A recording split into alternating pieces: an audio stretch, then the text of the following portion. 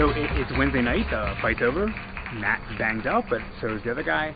I decided that rather than me filming the second lecture all over again in my motel room, that it would be better just to show you guys what I did in 2018, because that was in front of a live audience, and I felt that I could do a better job than what I would do by myself. So with that, that's why I'm re-showing the 2018 lecture here for the second lecture, and then we'll be heading back to CMU, and then starting Wednesday next week we'll have live lectures again. So take care.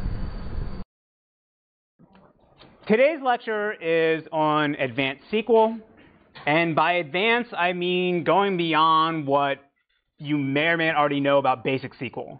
Right? It's 2018. SQL was invented in 1973. I imagine most of you have seen some SQL throughout your life, so I don't feel it's necessary to teach you the basics of it.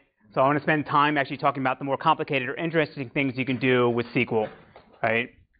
So just to pick up where we left last class, we were discussing the relational model and relational algebra, and we sort of mentioned that with relational algebra, the goal was sort of at a high level to describe what the answer we wanted that the database system would compute, rather than the exact steps of actually how to do it.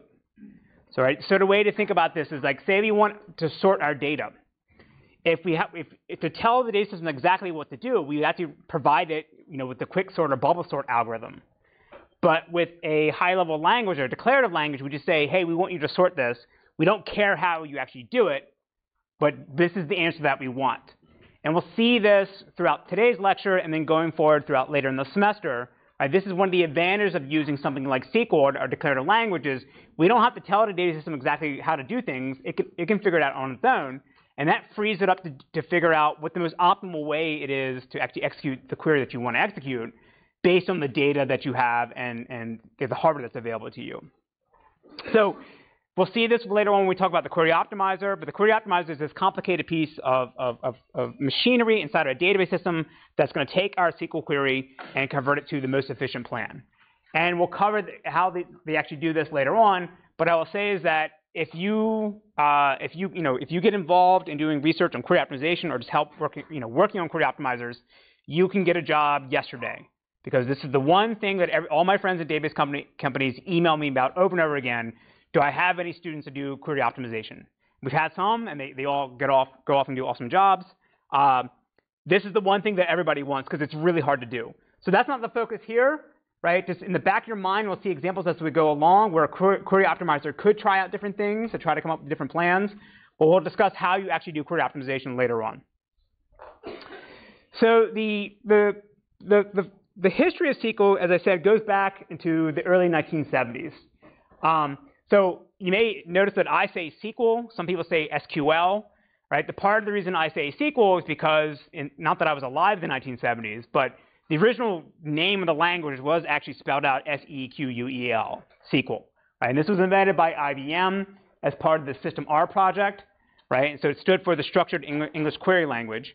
So if you remember from the Ted Codd paper, I said that Ted Codd was a mathematician, right? He devised the relational algebra and relational model, but he didn't actually define the programming language you would use to write queries on it, right? And you can't write queries using relational algebra, right? It's sort of, it's very difficult to write that in the keyboard to do that. He did later define or come up with his own query language called Alpha, but that was much later in the 1970s. So back then, when people said, hey, there's this relational model idea, we should actually try to build a system to do this, people had to come up with their own language that could implement relational calculus or relational algebra. So at IBM, they came up with SQL. This is part of the System R project, which is one of the first relational database systems that people were trying to build in the 1970s. The other major one was Ingress that came out of Berkeley. So you've ever heard of Postgres, right? Postgres was invented by the same guy that did Ingress.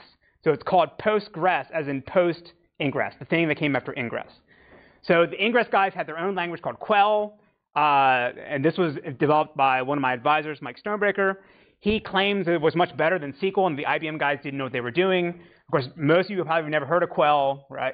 So it didn't actually win. IBM won. So back then, again, it was spelled out S-E-Q-E-L. IBM later got sued for, I think, copyright infringement or trademark infringement. There was some guy in England that had the term SQL spelled out in the full English word for his programming language, so he did shorten it to be SQL. So what happened was, the reason why we use SQL today, because IBM is not, back then IBM isn't what it is now, right? Everyone thinks the big tech companies like Microsoft, Amazon, and Google. Back in the 1970s, 1980s, IBM was the juggernaut. So essentially whatever IBM did or said, this is the way we're going to do it, that ended up being the standard. So when IBM first released their first commercial relational database system, DB2, so they never actually released System R, it was just a sort of a research prototype, but then they finally made DB2 and released that. DB2 supported SQL, so that essentially became the standard. And the reason why Oracle sort of took off and got as big as it is today is they were sort of copying what IBM was doing in the 1970s in more ways than one. We can talk about that later. And they had SQL, so when IBM came out with DB2 and they had SQL, Oracle was right at the right place at the right time, said we now support, we support SQL too. So it became an ANSI standard in 1986 and became an international standard in 1987, and now the short version just means the structured query language. So SQL, even though it's from the 1970s, it's not a dead language, it's not certainly static. It's sort of like, C++, they keep releasing new specifications every so often. It's the same thing in SQL. Every so often there's a new specification where they add in new features and new functionalities to the basic language. So the latest standard is defined in SQL 2016. And you can see over the years, as they add new versions, they add new features. Right? So in 2016, they added JSON polymorphic tables. They added XML stuff. And then in 2003, 1999, added regex and triggers. Typically what happens is there's a standards body that the members are all from the major database companies. And the major database companies come up with their own proprietary features and extensions, and then they go in the standards body and push to try to get their version of certain functionality as part of the standard, right? So this is, although there is a SQL standard, nobody actually follows it to the T, right? Because everyone sort of has their own proprietary things that got invented before the standard came out and said this is how you should do things. So if you're going to claim that your database system supports SQL, the bare minimum you need to have is actually what is defined in the SQL 92 standard. So this is what the basic SQL that we know about today: select, insert, update, delete, create tables, transactions, things like that. All that's defined in SQL 92. So again, if someone says their database system supports SQL, chances are they really mean this. And then the more advanced databases, both in open source and the commercial ones, they have a bunch more features from the newer standards. And then there's this great website here. It's a bit dated now, but it's interesting to go look at. There's some random dude who basically looked at sort of the top 4, top 5 database systems and just looked to see how they differ on various SQL features or various SQL functionalities. And we'll see this as we go through today. There'll be some examples where the standard says one thing, different database systems do other things. It's usually MySQL. This is just, even though there's a standard, nobody actually follows it exactly. Right? There's no database system that I'm aware of that would claim that they're certified for SQL 2016. Right? They have bits and pieces of things. So SQL itself technically is not a single language. It's sort of a collection of things. And in particular, it's a collection of a DML, DDL, and DCL commands. So DML would be the data manipulation language would be the commands of like insert, update, delete, selects, like the things that actually manipulate the data that you're going to store in your database. The DDL is the way you create tables or define schemas to actually store things. And then the DCL is the way you sort of do security authorization to grant who's allowed to read what data. There's a bunch of other things like how to define views, how to define integrity constraints, referential constraints, as well as transactions. Right? These are all part of the umbrella of SQL. Right? And within that, there's these different categories of commands. So the one important thing that I want to point out here, and we'll see this throughout today's lecture, is unlike in relational algebra, which is based on set theory or sets, SQL is actually based on bag algebra. So the way to sort of think about this, you can have like lists, sets, or bags. So a list can have duplicates, but there's a defined order. If I push something to my list, that's its position in that list. A set is unordered, meaning the elements don't have a position, but you can't have duplicates. If I try to insert the same thing into a set, it just gets the old one gets overwritten. A bag has neither a set position or ordering, but it also allows for duplicates, right? And we'll see why we have to do this as we go along, because if we want to actually define order on our elements, or if you want to make sure that we don't have duplicates, essentially the database system has to do extra work to provide that for you.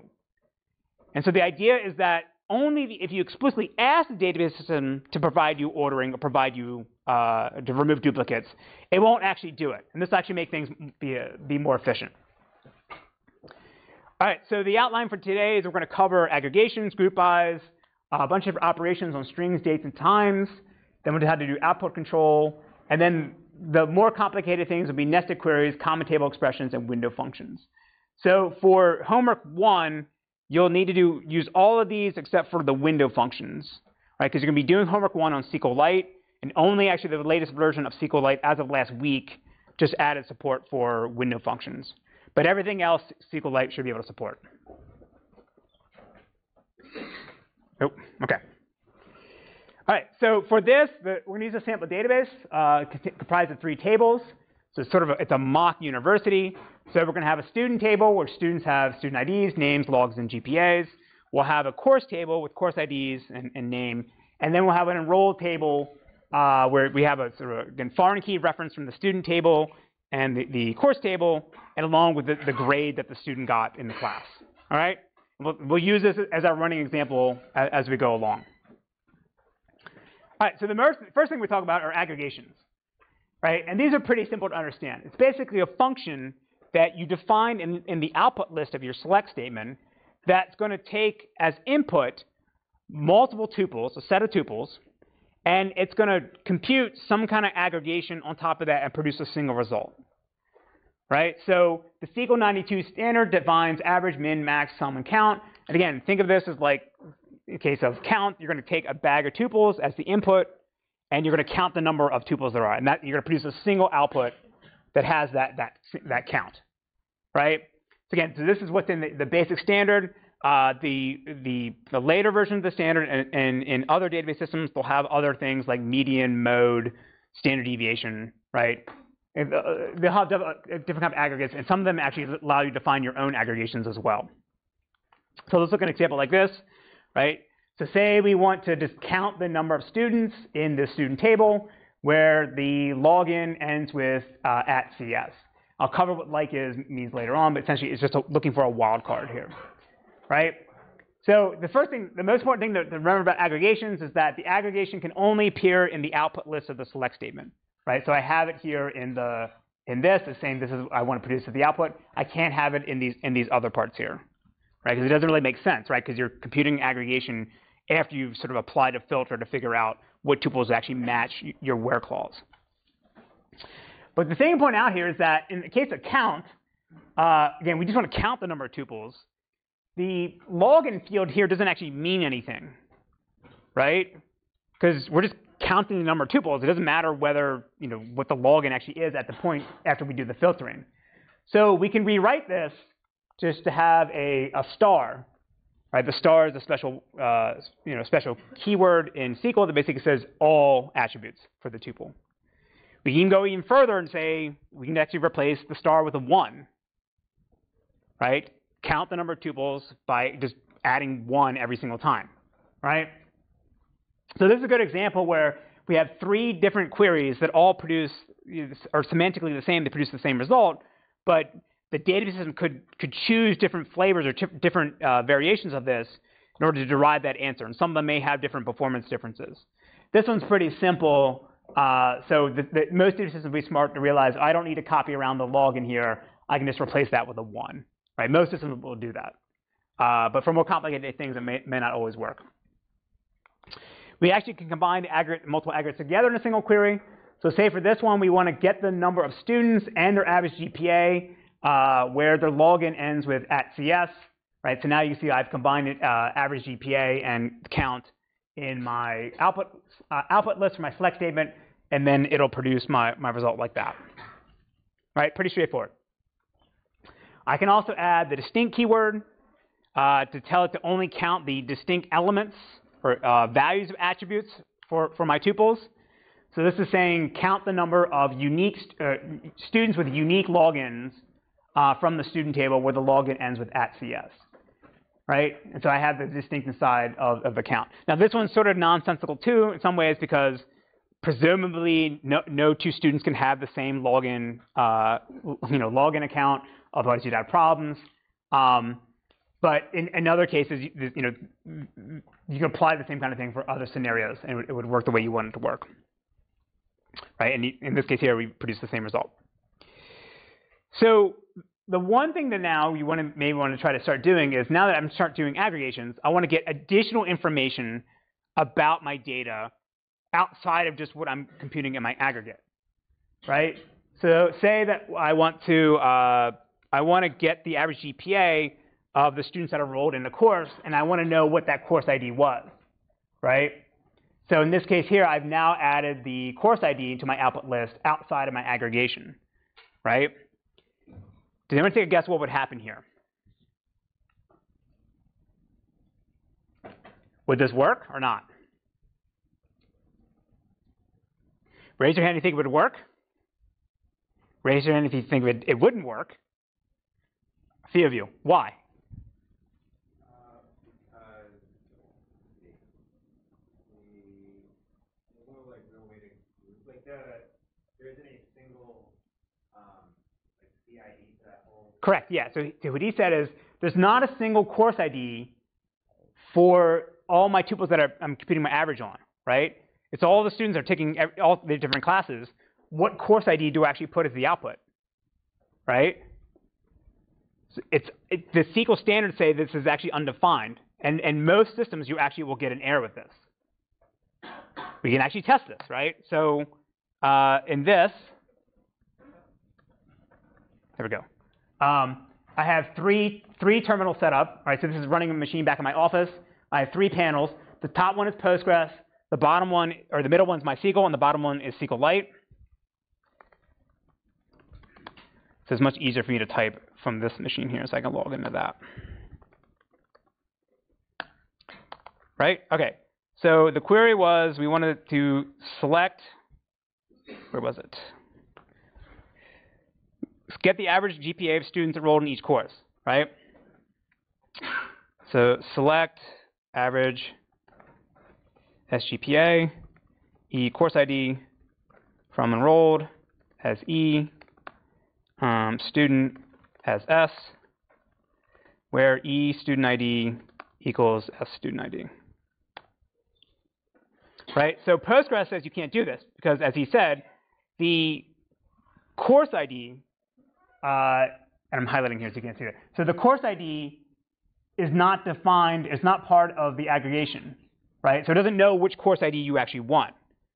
So now if we go down and try this in MySQL, MySQL gave us an answer, right? But is that correct?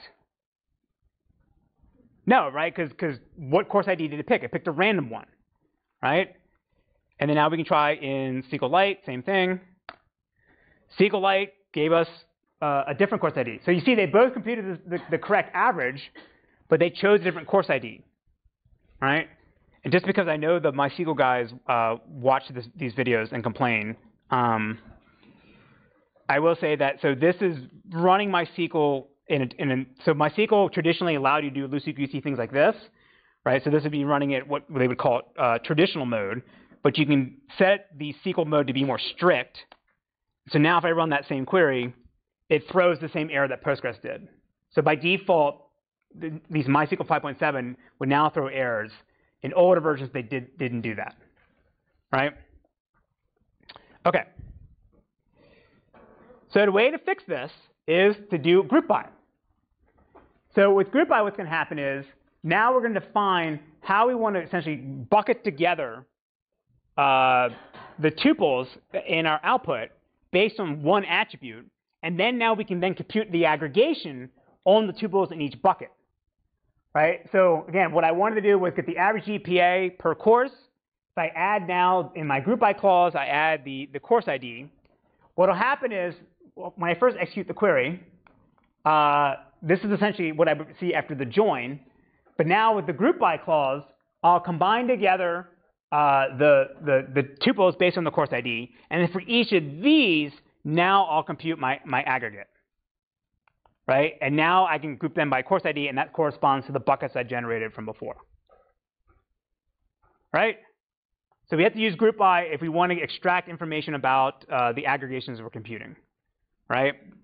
And so just like before, anytime we have a attribute that we want to appear in our output select clause, it has to appear in the group by.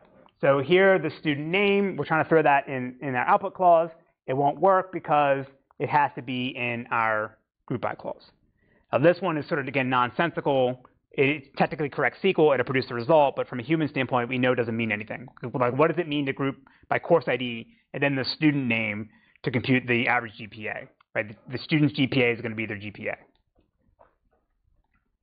Okay, so now you may think, all right, well, maybe I want to do some additional filtering on my aggregations so that I don't look at, I don't produce every single result as part of the output. So you may think that you want to put it, use the aggregations in your where clause. So here now I'm computing the average GPA, but I'm added in my where clause something that says filter out anything where the GPA is not greater than 3.9. Right? This is only trying to look at the courses where the average GPA is greater than 3.9. Right? So this doesn't work because we can't access anything in our aggregations in our where clause because we don't have them yet in our where clause. Right? So again, the way to think about this is the where clause is filtering tuples as we go along, and after we do our filtering, then we can actually compute our aggregation. So we can't use an aggregation to filter tuples because we haven't computed the aggregation yet. Right? So the way to get around this is to use the having clause. It's essentially like a where clause, but now you can reference anything in your output list. So I've taken my average GPA and I've aliased it to AVG GPA, and I can reference that down in here. And this will produce the answer that I want. Right? Computes the aggregations just like before, and then it applies additional filtering on it. So now, not in this example, but there's other examples where you can do sort of certain optimizations in the system based on what you know is in your having clause. Right? Again, this is the great thing about declarative language. You know everything all ahead of time, what the programmer, the person wants in their answer. So you can use hints about what you know is going to come later in the query plan to help you do certain refinements or reduce the amount of work you have to do as you run the query. So instead of using average GPA, say I wanted to do a count where the number of tuples are less than some, for each group, less than some value. So as I'm going along, as I'm computing my aggregate, if I then recognize that, oh, my having clause says filter anything less than 10 tuples, if I now hit tuple number 11 for a group, I know that I never need to count anything else for that tuples that come later because it'll never pass that having clause. So I can just throw away those tuples as I go along because it's wasted work. Right? If you're writing this in a procedural language like Python, all right, where you had to write these steps by yourself, the data system's not going to know what's going to come later on because it can't peek ahead. Right? But in a declarative language like SQL, we can do that. So the next thing we want to talk about is how to handle strings. So this is a table that sort of summarizes the different variations of how strings are handled in different database systems. So the SQL standard says that all strings, like so varchars, chars, text fields, they have to be case sensitive, and the way you declare them is with single quotes. And most systems follow this. Right? The red herrings or the oddballs are both MySQL and SQLite. So in SQLite, the strings are case sensitive, but you can have both single and double quotes to demark them. In MySQL, it's case insensitive, and you can use either single or double quotes. Now, my problem is that when I first started using database systems back in like 2000, I was using MySQL 3, and it's like ingrained in my memory to just use double quotes because that's what we used back then. So I'm always had to correct myself every time I switch over to another database system. always go back and use single quotes. MySQL, again, has the mode you can say to follow the standard a little bit better, and they then enforce the single quote requirement. But I think by default, you don't get that. Right? So in the SQL standard, say you want to take the name, you want to take the name of Kanye and have it match with Kanye with mixed case. In the SQL standard, you have to uppercase using the upper function to make this match work. In MySQL, you don't have to do that, right? Because all the strings are matching are case insensitive. Now I showed this before how to do like clause, but essentially it allows you to look for string matching, right? So like is basically doing trying to match some wildcard in your string with another string. So for whatever reason, instead of using star, like most other things, they use the percent sign. So percent sign means any one or more strings, and then the underscore means exactly match one character, right? So say I want to get all the course or all the course IDs from the enroll table that start with 15, so 15, 445, 721. I would use the percent sign like that, and say if I want to get all the students where the login ends with @C and then some wildcard, I would use a single underscore for that. So the SQL standard also defines a bunch of string functions. There's again the standard things you would expect, like substring, upper, lower, trim. Right? These are all part of the SQL 92 standards, and most systems will have this. But of course, there's going to be a bunch of other stuff that are proprietary in each different database system. So the thing to point out, unlike aggregation functions with string functions and mathematical functions and date functions, they can appear anywhere in your queries. So they can be in the select output list, they can be in your predicates.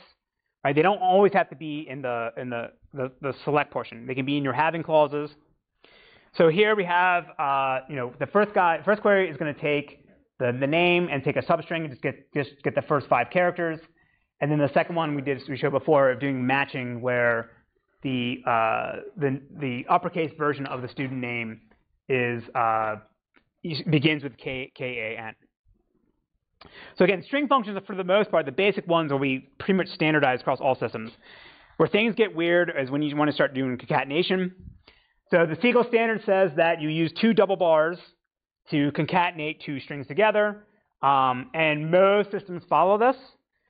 In my opinion, I would say Postgres and Oracle probably follow the SQL standard the best out of all the systems. SQL Server and DB2 are probably next.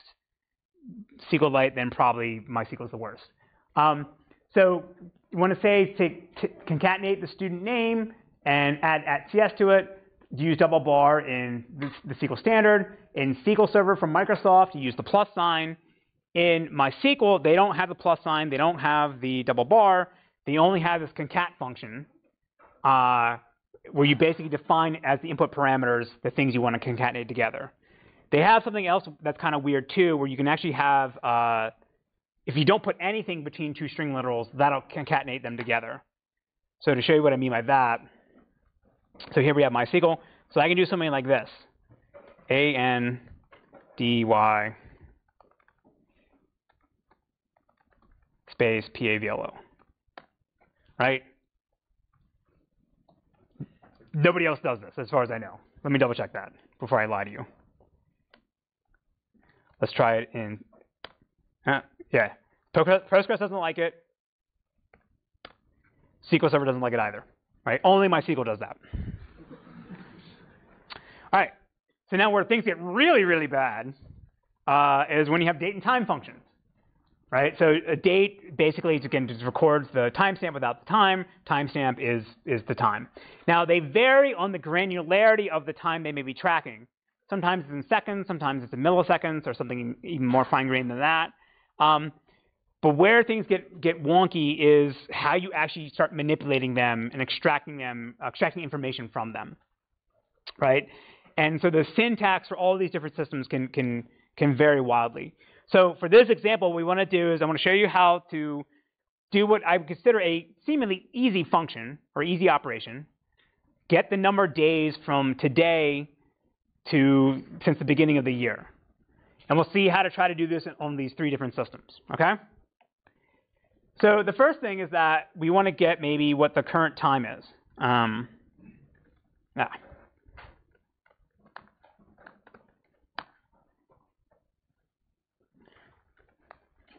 just killed my Wi-Fi.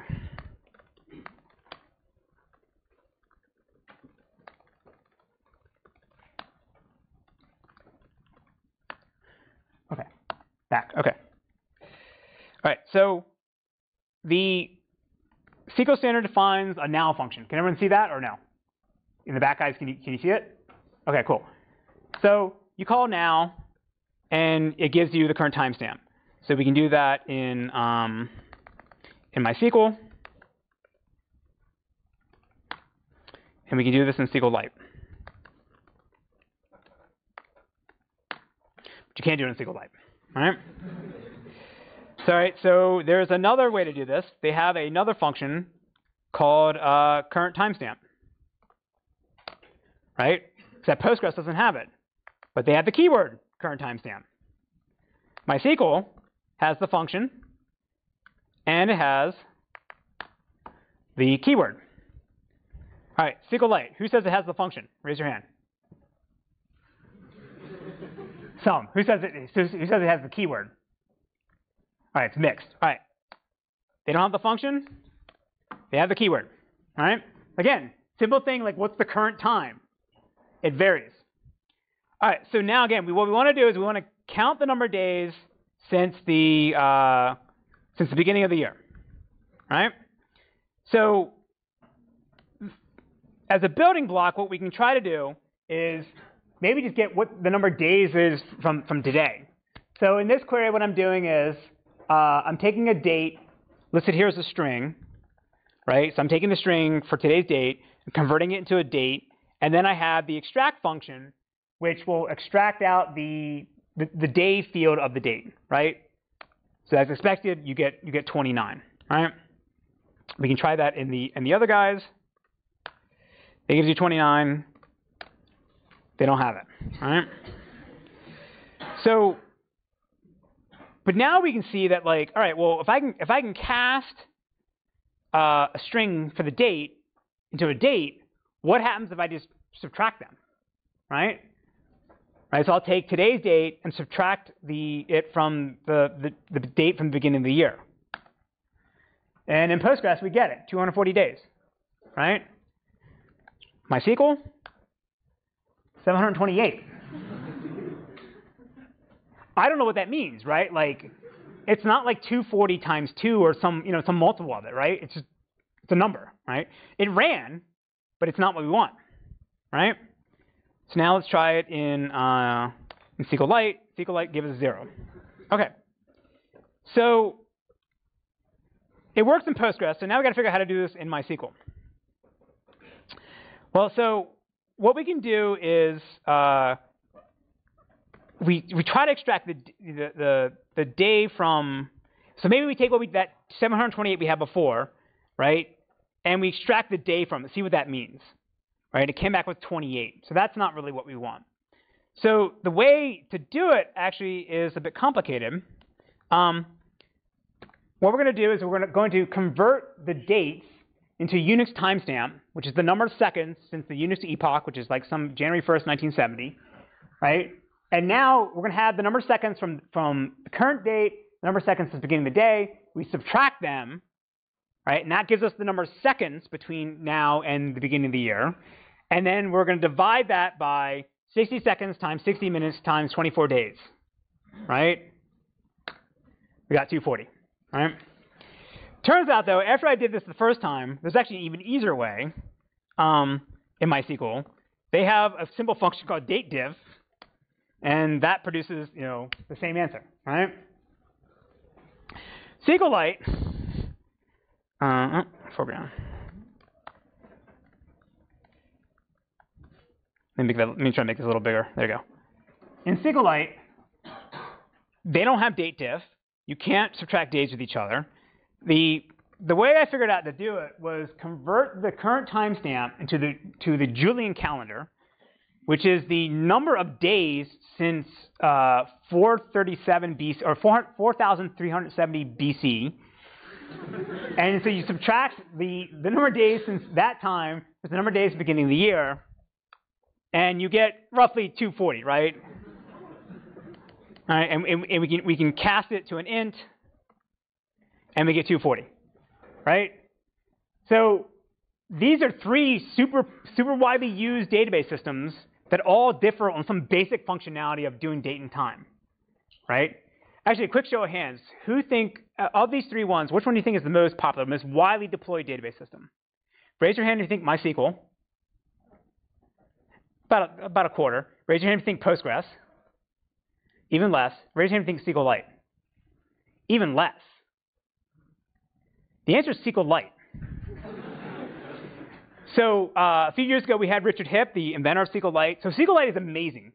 It's written by three dudes, right? He approximates that it's been deployed on 10 billion devices. Everyone here who has a cell phone, right, that isn't a flip phone or an old person phone, is running SQLite on it right now, right?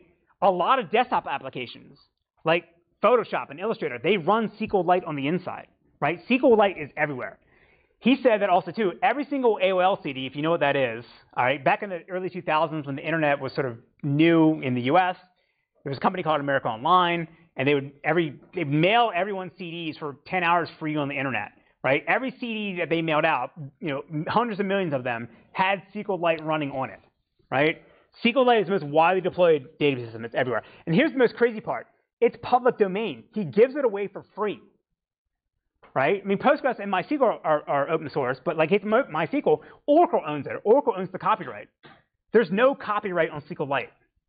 Right? It's an amazing piece of software. Okay. All right. So again, the main takeaway here was that simple things are hard to do because there's no standard way to do things, even though there is a standard specification.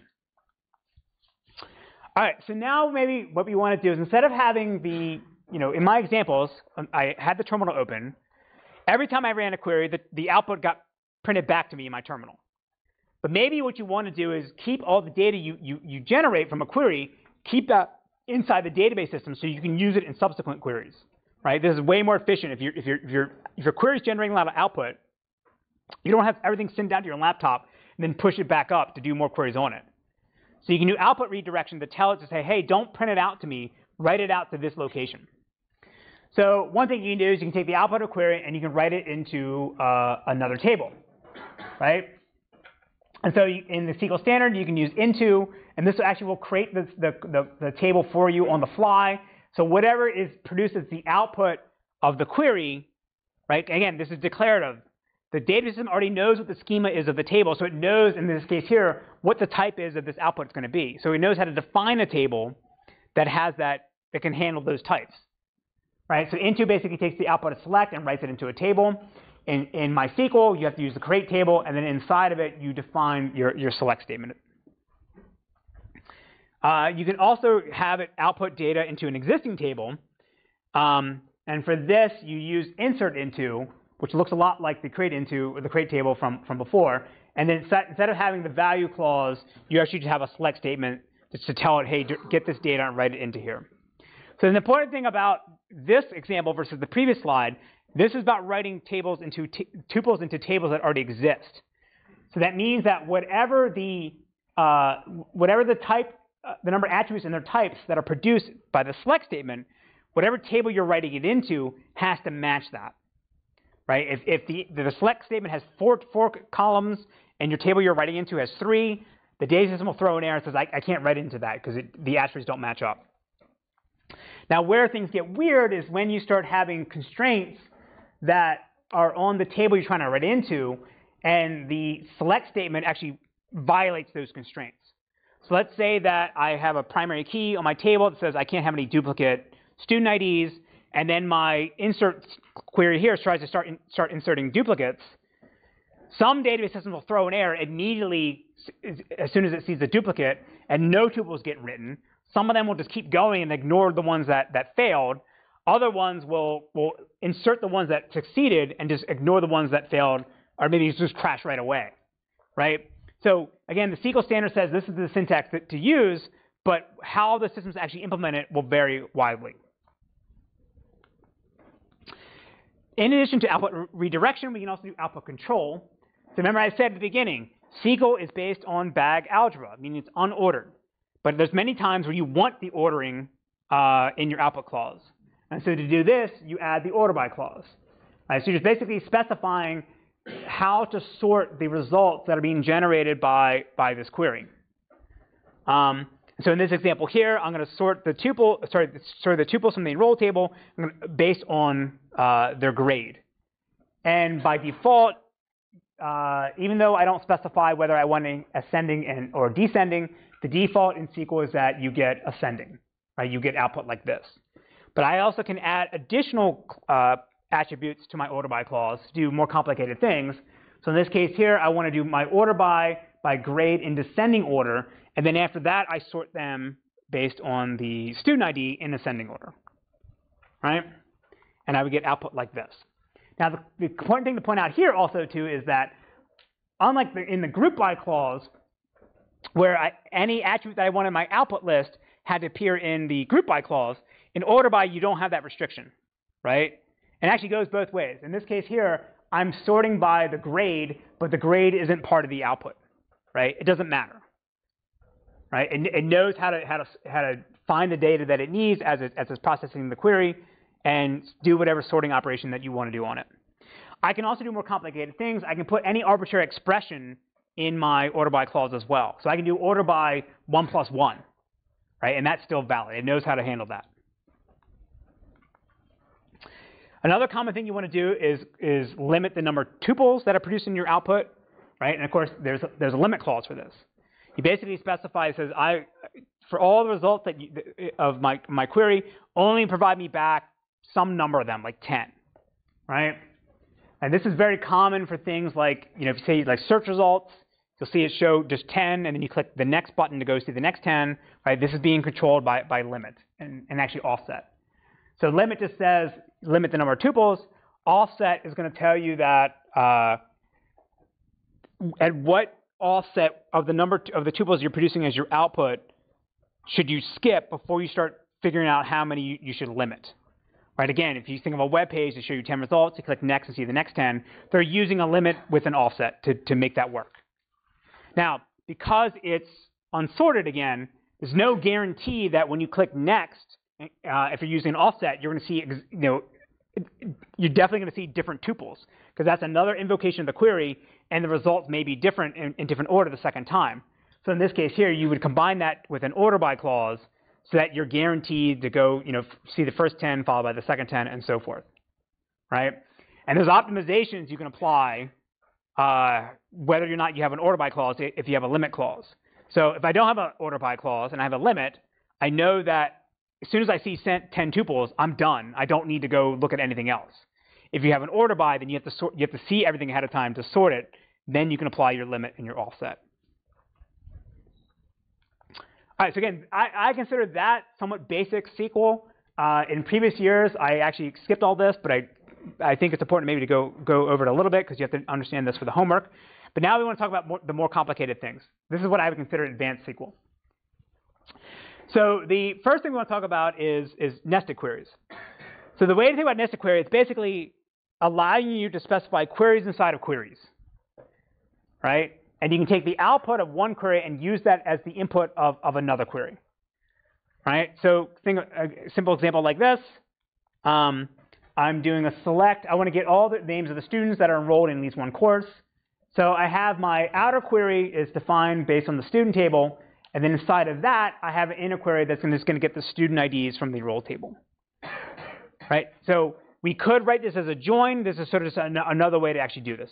And in actuality, when it comes time to actually implement this inside the system, most query optimizers will try to rewrite this as a join, right? Because the worst way to actually execute this is to essentially have two for loops where you loop over every single tuple in the student table. And for every single tuple, you then reinvoke the same query over and over and over again. MySQL used to do this. More primitive database systems used to do this. But the right way to do it is actually just rewrite this as a join, right? So you can sort of think of this inner query as like a function that's going to produce some set of tuples as your output, and then you can apply whatever predicate you want on that in the outer query. So we'll walk through a bunch of examples of this and see how it works. So all right, so the first example we want to do is maybe we want to get the names of all the students that that are enrolled in 15445. So the way to construct a nested query is, I think it's always important to start maybe with the outer query and think about what's the actual answer you want to produce. Like what are the actual attributes you want to see? And then you worry about how you're actually going to filter them and get what you want. So the outer query, we know that we want the name from the student table, and then where we get those values, we'll figure it out. So in the inner query, we can write it in English as the student ID and the set of people that take 15445, right? So for that part, we know how to write that query pretty easily, right? We just filter out all the tuples from the enroll table where the course ID equals 15445. So now the question is, how do we combine them with the outer query with the inner query?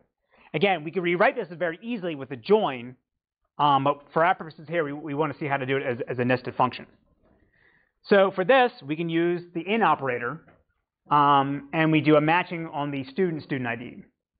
So the way to now read this is that for every single student in the student table, so this first student ID is matching up with the student table, I want to see whether there's a match of that student ID in the set of all student IDs that are in the enroll table that take the course 15445.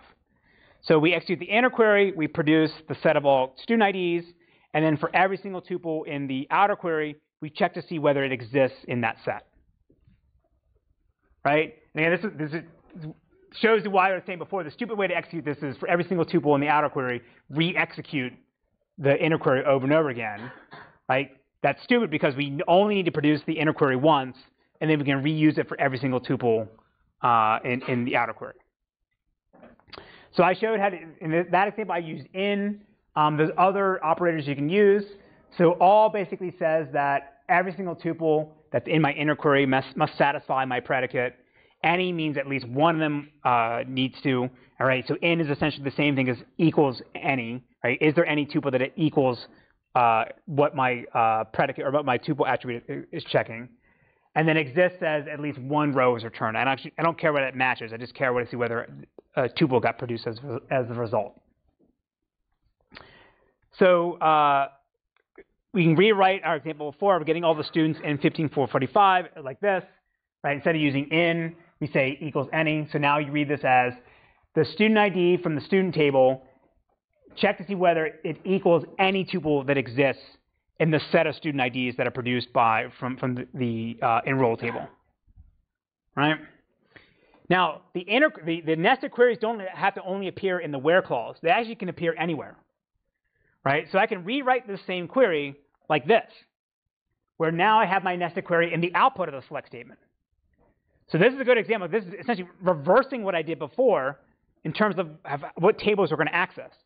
So now the way to read this is that for every single tuple in the enrolled table, where the course ID equals 15445, I'm going to then do a matchup in the student table where the student IDs are the same.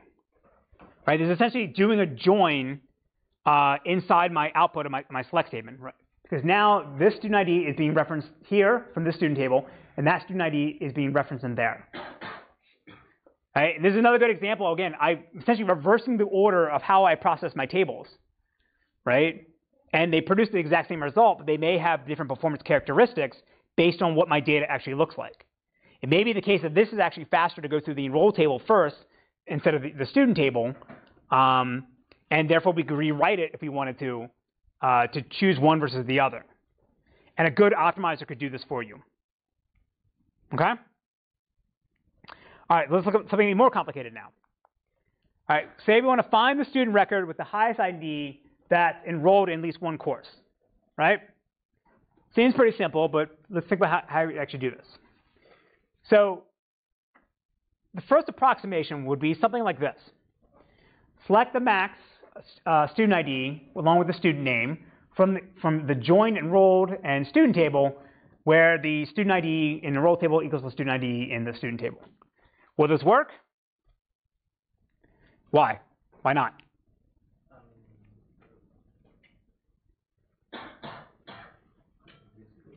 What's that? Yeah, there's an aggregation function without a group by, and we're referencing a column that's not in the aggregation, right? So again, the SQL standard says that this shouldn't work. Let's find out.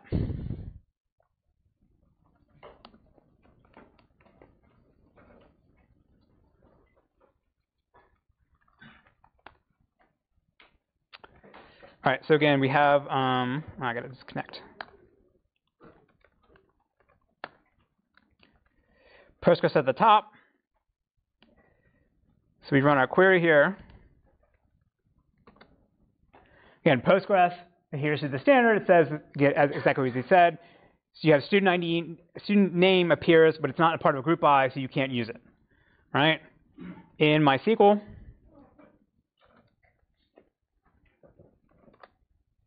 same thing, it produces that error. But if we now run it in what they call traditional mode, right? So older versions of MySQL would do this. Now we run this query, and we get an answer, right? We have the max student ID, and then we say that the name of that student is Tupac, right? Let's try it in SQLite. Oh, wrong one.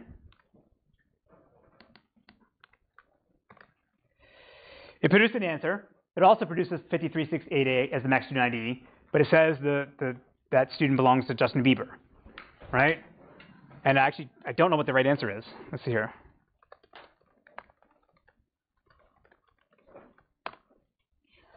Yeah, so Justin Bieber is the right one, right? Whereas MySQL, make sure I'm giving you the same data.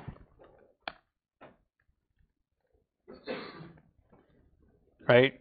Tupac is actually the lowest, right? So it got it completely wrong, right? So so this doesn't work in the SQL standard. It runs in SQLite and MySQL if we turn off that strict mode thing. So the way we can do this is a nested function is, again, let's build it constructively.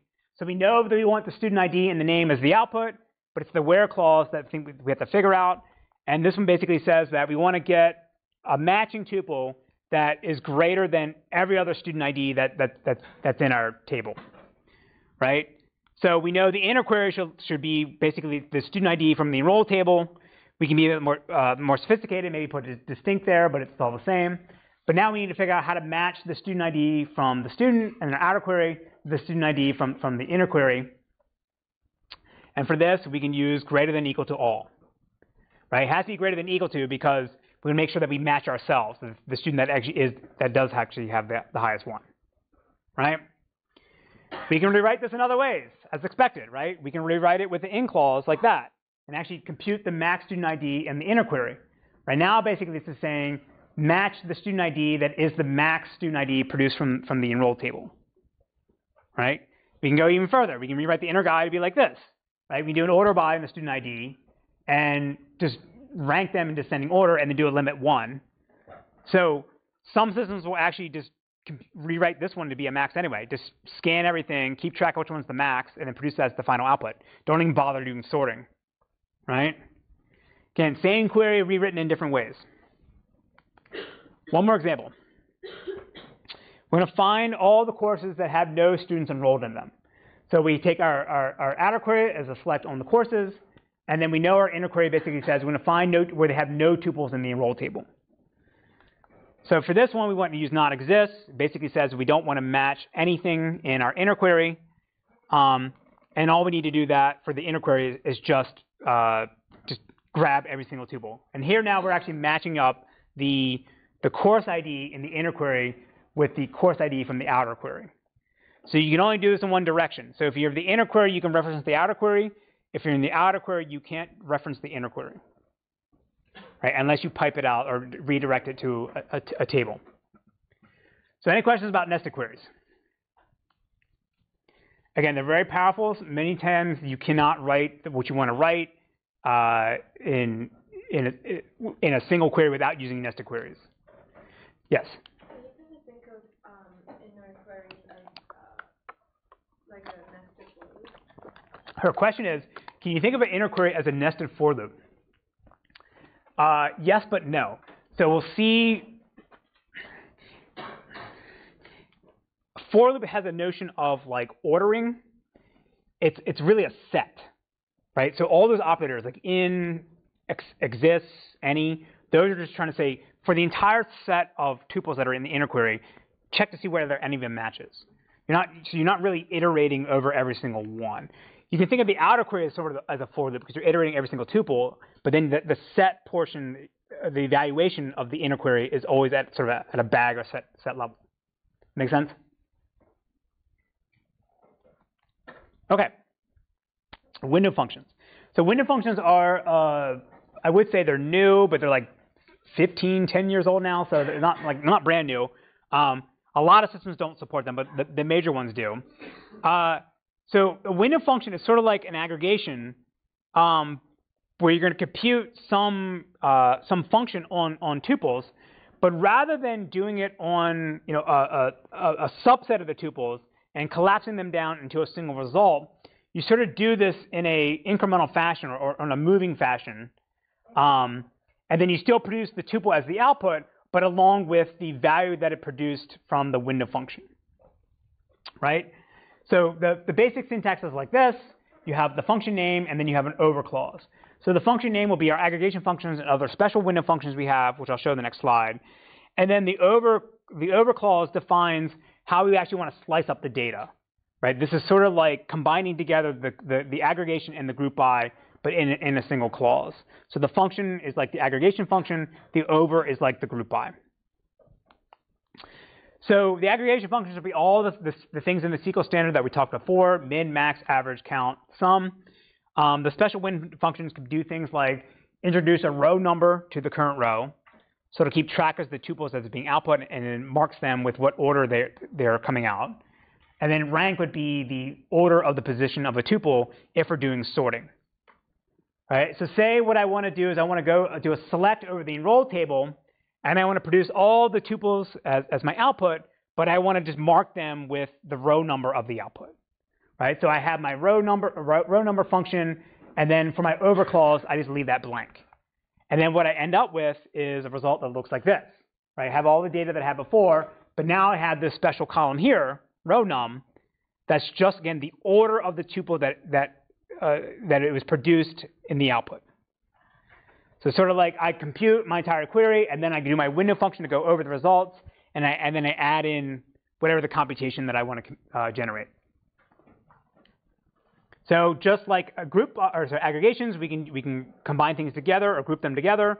And this is what the over keyword does for us. So for this, we would use partition by to specify how we want to group things. Right, so in this query here, I'm doing the same thing as before, where I want to combine them together based on the I want to generate the row number for how they produce in their output, but then I'm going to group them together based on the course ID. Right, so my output would look like this. Right, and so now again, it looks just like the aggregation, where now I'm grouped together based on the order. Right, pretty simple. So let's look at something more complicated. So I can also order by these. I can order them instead of partitioning them. And this is essentially defining how we want to do our ordering to produce our output. So we do this ordering, then we compute whatever the window function is that we want to compute on them. So in this case here, this is essentially going to do the same thing I did in the previous slide, where it's going to more or less group them based on the course ID. But this is doing this by using ordering rather than partitioning. All right, so let's say we want to find the student with the highest grade for each course. So what we have here is now we have a nested query. So in the outer query, we're just going to, in the outer query, let's start over. In the inner query, we're going to produce some table result. But now this is a good example where we're having a nested query inside of the from clause. So I have from here, and then I'm taking the output of this inner query, and I'm going to map that into a sort of a temporary virtual table called ranking that only exists for this tuple. Right? So instead of writing it to a table that already exists or writing it to a temporary table, I don't want to say in memory because it may actually go out the disk, but a temporary table for this query that then gets discarded when the query is over. So in the inner query, what we're going to do is we're going to go over the enrolled table, and for every single tuple, we're going to split them up based on the course ID, that's the partition clause, and then we're going to sort them by their grade in ascending order. And then what we produce, the window function we invoke is rank, which is the order that they exist in the sorted ranking. And then we take that output, write it out to the ranking table, and then in the outer query, we can then do additional filtering based on their rank. So this is only can produce the tuples that are ranked first, right? So this is finding the students with the highest grade for each course, right? So the thing to point out here is I'm referencing in my outer query this rank attribute here, which actually doesn't really exist in the database. Again, it only exists within this query. I'm seeing a lot of blank faces, so let's maybe pop open the database and see what we can do. All right, so for this,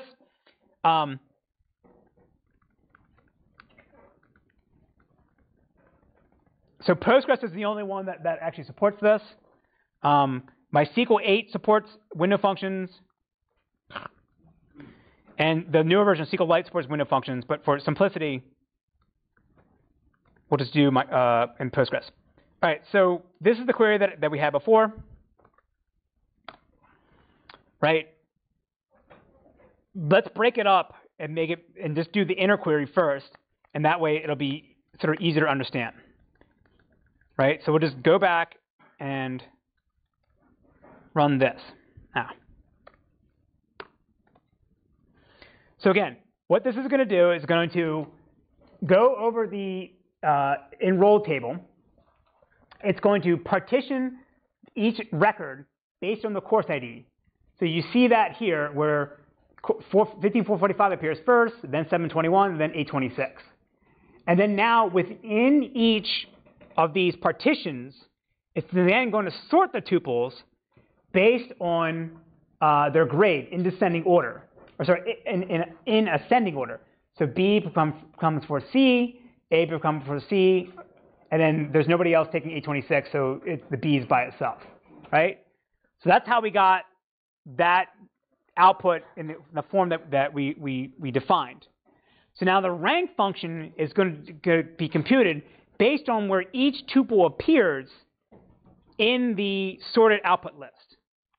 So in this case here, this first tuple within this partition, this guy came first, so he gets rank 1. This guy came second, so he gets rank 2. Right? If I change this now to be in descending order, it still does the same thing. But I could do an order by again. And now I want to go in descending order. Right, well, this is doing the order by, this did the order by after I did my window function, so it doesn't really make sense. But the main thing, the rank is different than the row number, because the row number says where do you appear in the output. The rank is where do you appear in the sorted ordering. Okay? Yes? So if you have a rank without an order by inside the overall partition. Say it again, sorry? If you have rank without order by, So, just return a random order. he says if you have a rank without an order by, we'll just return a random order. Well, you'll still get it ordered by, what you'll happen is you'll still get them probably split by partitions. Doesn't have to be because it's unsorted, but that's what you'll get. But now here, yeah, so there, in this case here, there is no sort ordering anymore, so everyone has the rank of 1, right? But it still grouped them up together based on what I'd find as my partition. And that's more of an artifact of how the database system actually executed the query rather than the semantics of the query itself. Do you know the rank function now again? Does it just like... His question is, what does the rank function do? The rank is the rank function produces the rank of the sort order. Okay. Right? So if I change my window function to be row number, well, I have my partition, but it's 1, 2, 1, 2, 1, right? Because within each partition, that's what I appear. So if I remove actually the partition by, then it should go through 1 through 5, right? Like that. If I change this now to rank, everything should be 1, 1, 1, right? Because there is no sort order, everyone's first. Yes? So is it pointless to do rank without like an order by or? Our question is it pointless to do rank without an order by? Yes. Because there's no sort order, so there's no ranking. All right, cool. All right, so the last thing we want to talk about is CTEs, complex table expressions. So this is probably, again, I find this very interesting. This is probably one of the more complicated things that you can do in SQL. And it's going to look a lot like nested queries in that you're taking the output of a query and using it as the input for another query. But we'll see in a second what you can do with CTEs that you can't do in nested queries. Yes?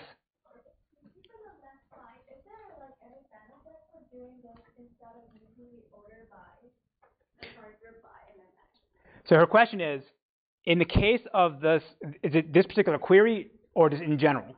Like, in general, when you're using the rank by, rank over. So her question is there a particular advantage of using rank with a window function over using a group by? So again, if you use a group by, that's not going to generate the same, you're not going to get the tuples as part of the output anymore, right? So if I go back, so say I do this one here, right? Row number by partition by. So if I go back and I say I want to compute now like the max grade from enrolled group by course ID, like I no longer see what the original tuples were because they get collapsed together in the aggregate function. The window function still produces all the tuples that were in your output, but I can now see them as I can still see them as the output. So if I go back here, and if this may or may not work, but let's see. So maybe I try max grade partition by course ID. Yeah, so here, that didn't quite work either.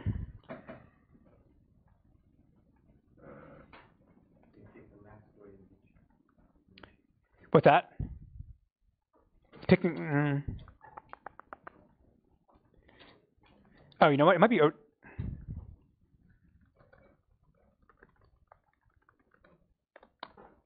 No, they didn't like it.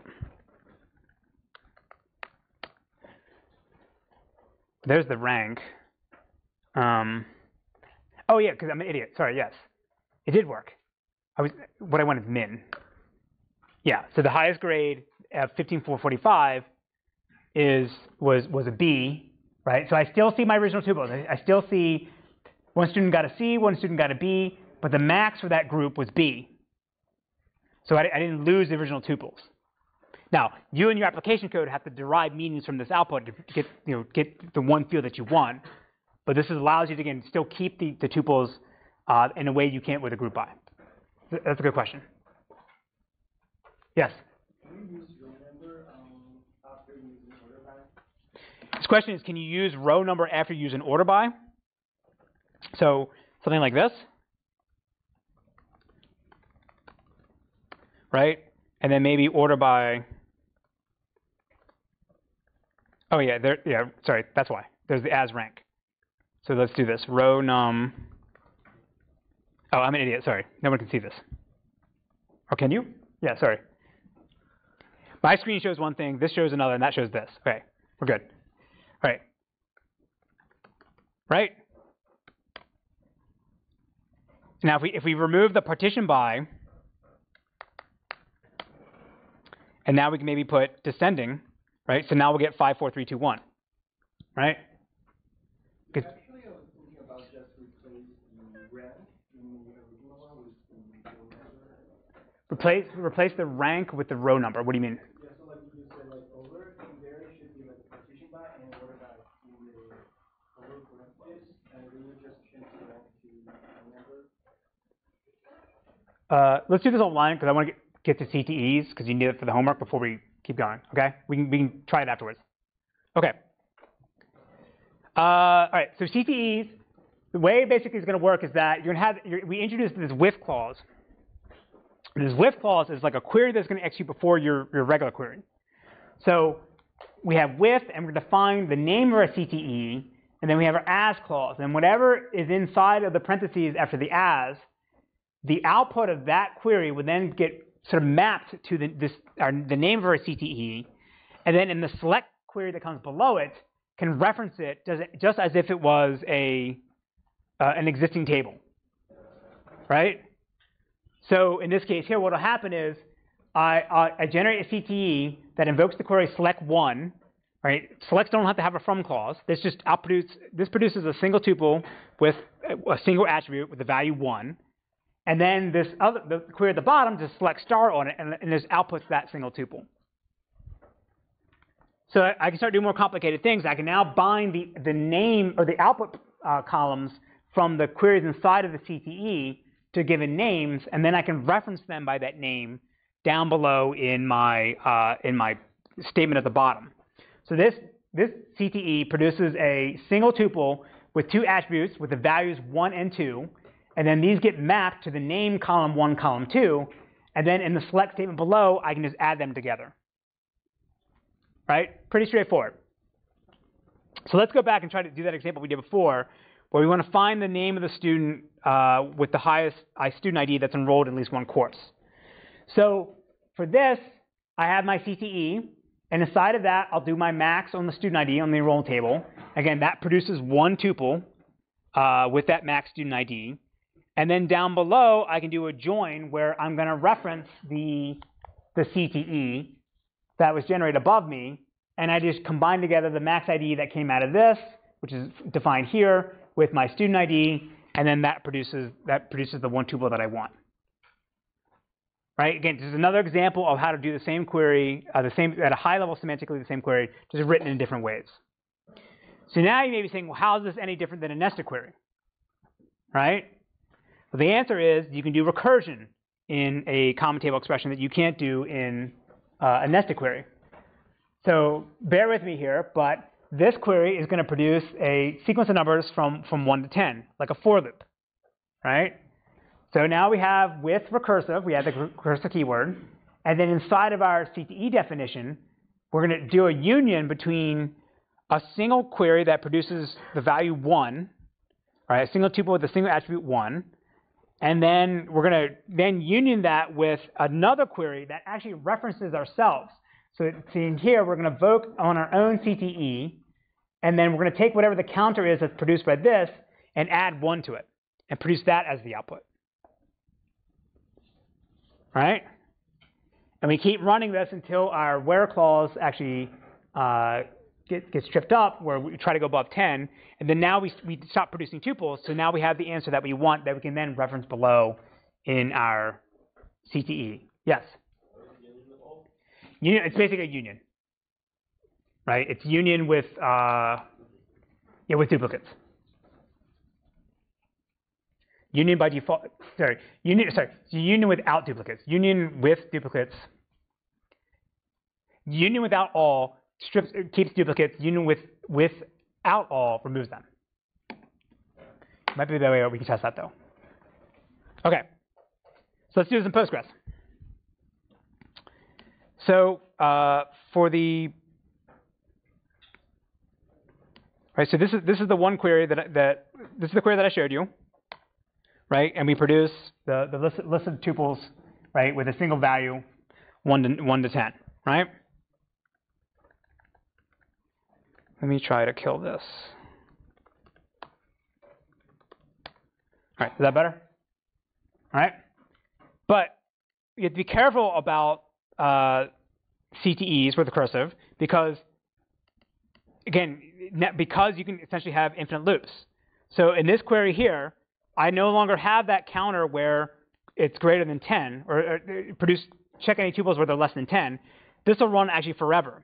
But what I did first was I told Postgres to, again, I'm highlighting here, you can't see it. I told Postgres that any query that runs longer than 10 seconds, automatically kill it. So when I ran this query now, it no longer has the where clause to prevent it from going, looking at tuples beyond 10. And so it essentially runs forever. Postgres recognizes that we're stuck in a query that's taking too long, and it goes ahead and automatically kills it.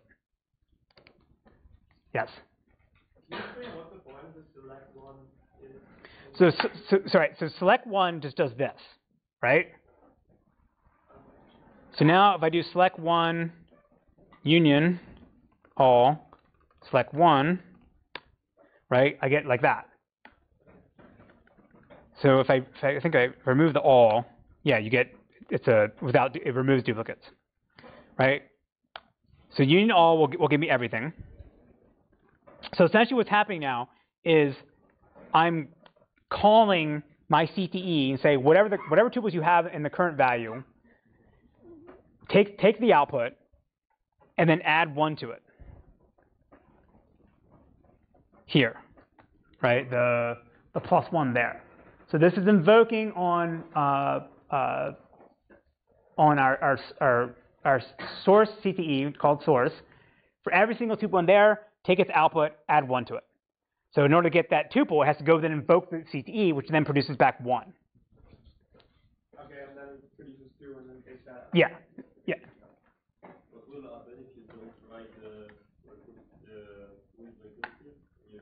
It won't let you invoke it because it knows you're trying to reference yourself. So this question is, what happens if you try to if you remove the recursive clause? Again, it's SQL, it's declarative. We know everything you're trying to do, so you're trying to access a CTE table that's defined by yourself, and it doesn't let you do that. Recursive lets you do that. So let's try it now also with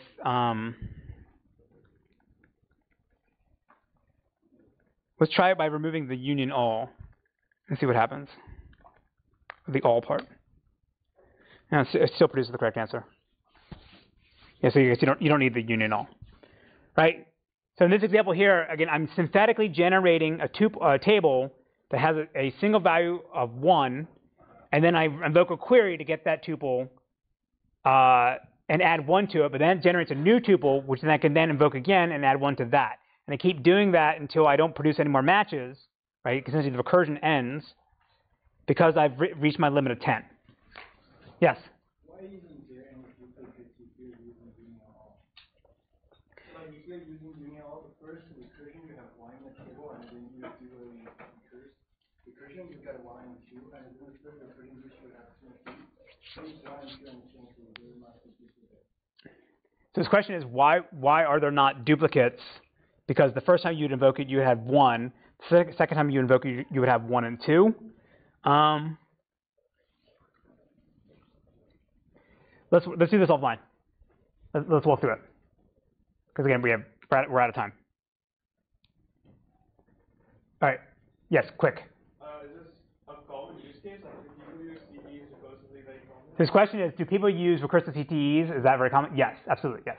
So this actually finishes up very nicely. So the second point I'm trying to make here is that in an ideal scenario, you always want to have to be able to compute an entire query without having to bring any data locally, or without having to go back and forth, right? So it also provides, by running it as a single query, although the complexity it makes it harder to do query optimization, but if you tell the database system everything you want to do with this sort of piece of data, then it can do a global optimization on that. So by having a CTE, you're not having to have additional logic be somewhere else outside the data system or go back and forth. You're saying, here's everything I want to do. So CTEs are actually very common, especially in newer applications. Recursive CTEs, maybe less so, but definitely CTEs. But again, it's another way to write a nested query. All right, the other major thing that I want to point out is that, again, the language is from 1973 or 1974, but it's still widely commonly used. It's being updated all the time, and learning SQL is important because you're going to see this again throughout your entire life. Pretty much every single system, database system that, with some minor exceptions, is going to support some variant of SQL. Oh yeah, coming through with my showering crew. 2 cents for a case, give me St. Nas brew. In the midst of broken bottles and crushed up cans, met the cows in the jam, oh I'll try.